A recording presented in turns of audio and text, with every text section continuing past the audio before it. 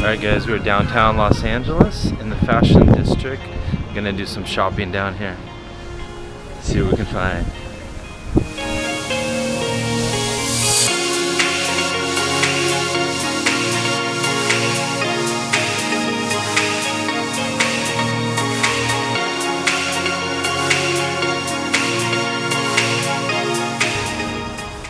So guys, we are in Los Angeles. This is kind of the fashion district, I guess they call it. They got a lot of clothing and stuff here. I'm here with my brother and sister-in-law, and my sister-in-law sells clothing, so it's interesting down here. A lot of homeless people, but a lot of different cultures and languages spoken too.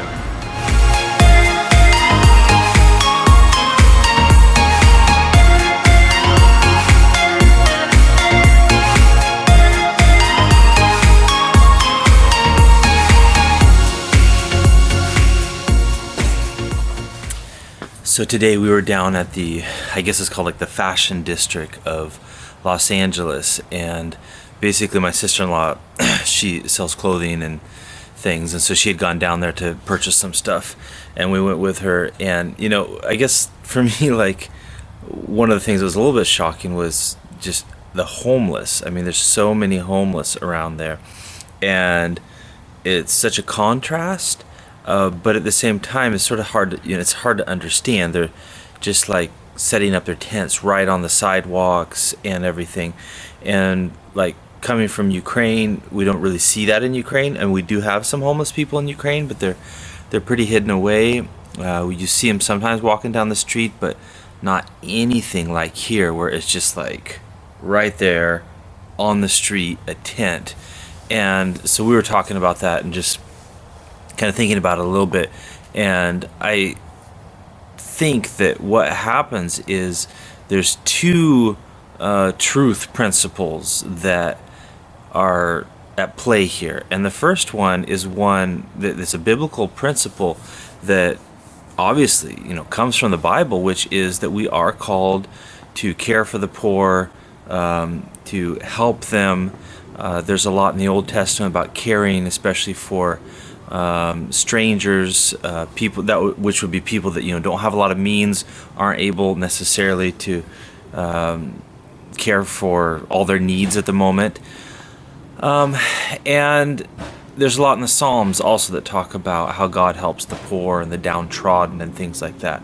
And so that's a good biblical principle, and we need to have that care and compassion for those who have had a difficult time in life and for whatever reason can't provide for themselves. On the other hand, there's also a biblical principle at play, which is there are places in Scripture that talk about if you don't work, you don't eat. And I think maybe a third biblical principle would be that of just understanding the sinfulness of man. And so unfortunately, while this is not the case for all the homeless, but unfortunately there are some that prefer to live that way, and because they can just put their tent up wherever and people will feed them, they will just continue to live that way, unfortunately, because of their sinfulness, and because they don't want to work. And so we have to keep those things in balance, I think, when we think of feeding the poor and helping those who are in need. We don't want to enable their laziness. We don't want to enable their sinfulness, their whatever sinful habits that they might have, but yet at the same time, we want to help those who are truly in need.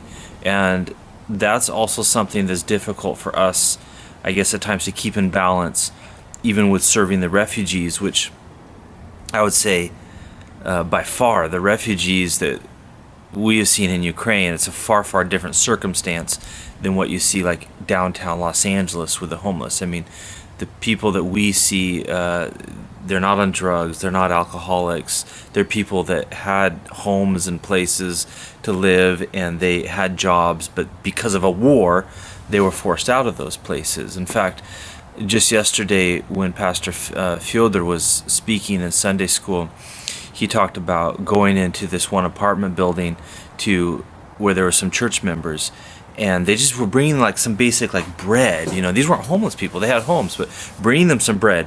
And somebody knocked on the door, and it was an older couple. They came in and said, "Please, can we at least just have like half a loaf of bread? We haven't eaten in 4 days because there's no food in the store. They didn't have any money. They couldn't go out because it was dangerous."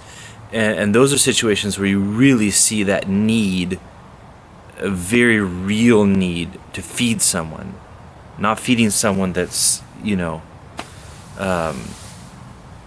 very quite obviously not starving, but someone that is really starving. And I think there is a big difference there. So, but again, that is something that we do try and keep in balance in ministering to the refugees, because sometimes, I mean, that sin does come into play. If you get something for free, it's easy to just say, well, why should I work?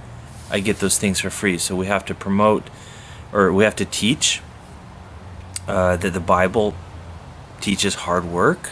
It teaches to work equals getting paid and being fed. But we also have to teach graciousness and compassion to the poor as well. All right, guys, time to go for a skateboard ride and get some exercise. My brother loaned me his skateboard, loaned me his shoes, so I figured, hey, I'm in California, I need to do as Californians do, right?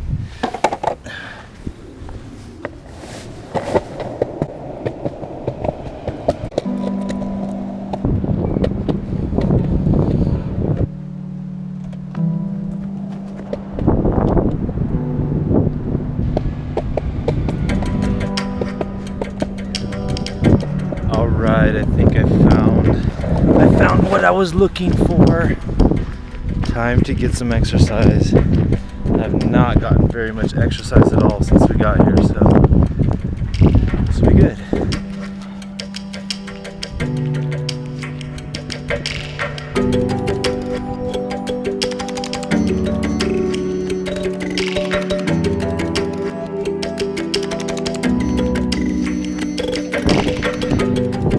It's raining in Los Angeles. It must be my presence or something. It's rained every day I've been in the States, even in Los Angeles. But pretty cool rainbow. I don't know if you can see it.